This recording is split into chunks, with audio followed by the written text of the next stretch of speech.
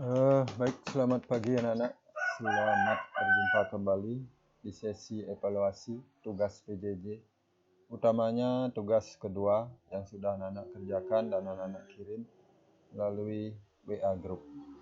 Baik, untuk pertama, sebelumnya Bapak ucapkan salam panganjali, Om Swastiastu, salam sejahtera untuk kita semua. Untuk evaluasi hari ini, nanti Bapak evaluasi seperti yang kemarin.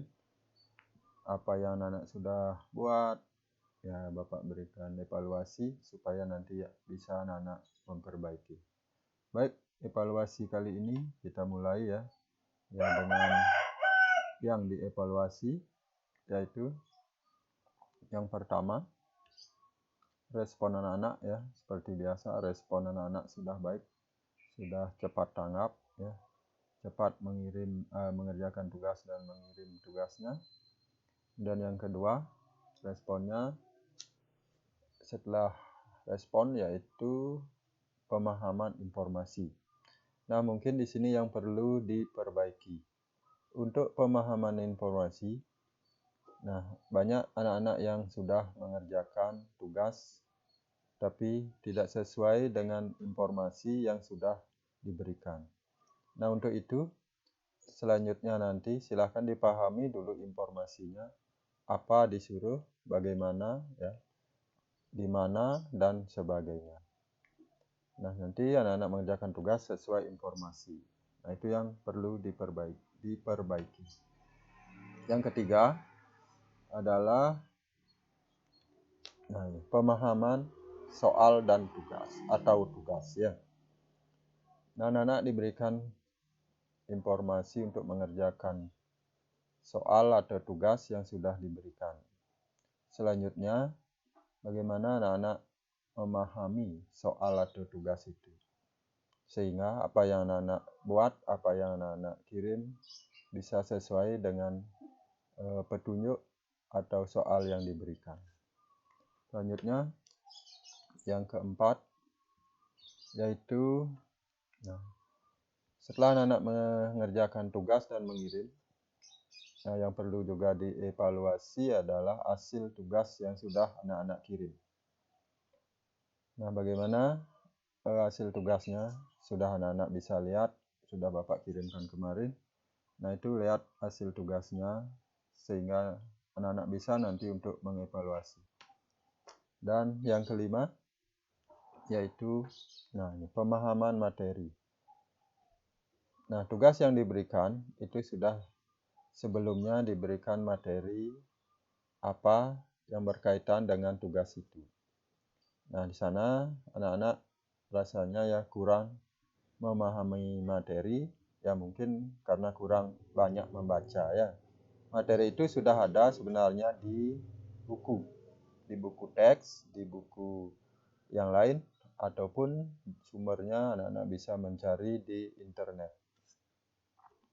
Lanjut, yang terakhir yaitu dalam anak-anak mengerjakan tugas, nah ini yang paling penting, yaitu anak-anak mengerjakan atau membuat atau menulis, itu mestinya harus sesuai dengan ketentuan-ketentuan yang ada, yaitu untuk kebahasaan sudah Bapak kemarin anjurkan, ya anak-anak bisa membuka-buka EYD, ejaan yang disempurnakan.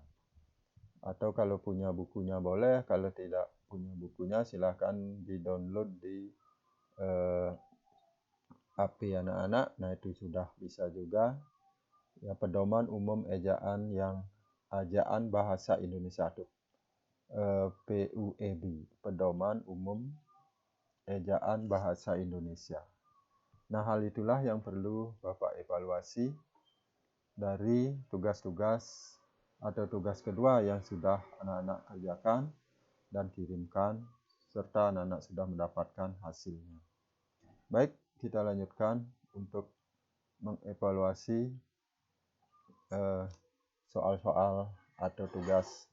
Soal pertama, materinya tetap itu teks deskripsi, yaitu menentukan ciri umum teks deskripsi. Nah, itu.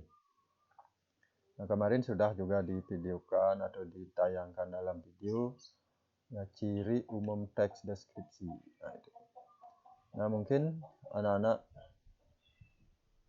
ya sudah ada yang membaca atau dapat menyimpulkan, karena secara nyata ya tidak ada tertulis seperti ini. Nah, ini anak-anak boleh simpulkan dari membaca atau melihat atau menyimak informasi tentang teks deskripsi.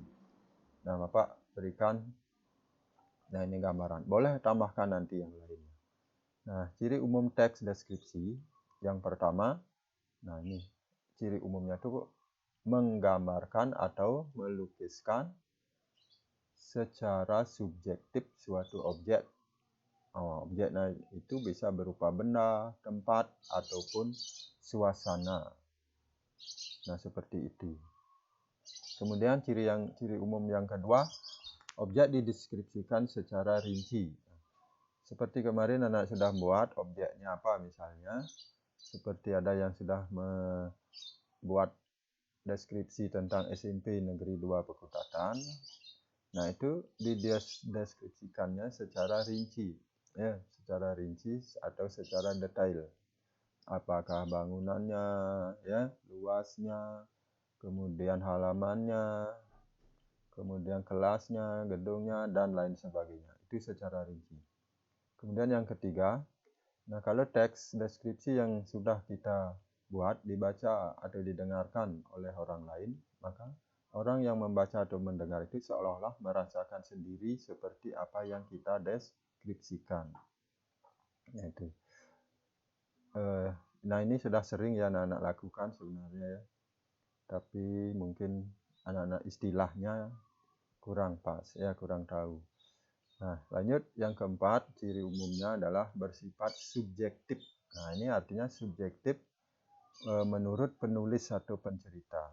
Nah, jika anak-anak yang menceritakan mungkin dilihat atau dideskripsikan dengan kata-kata atau kalimat berbeda dengan temanmu pada objek yang sama.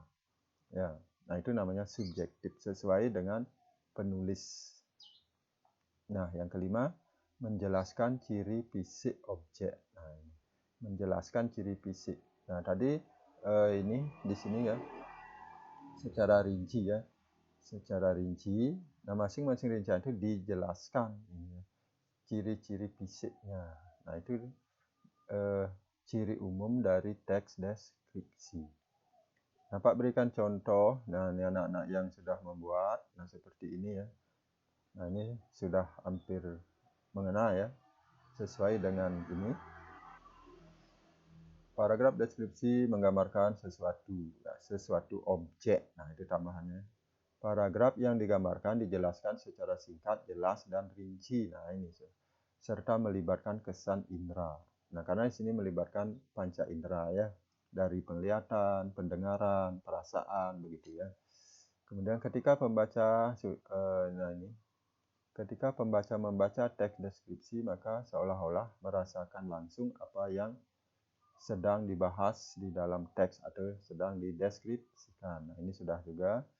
Teks deskripsi menjelaskan ciri umum atau ciri-ciri fisik objek sudah, bentuk, ukuran, warna, seperti itu.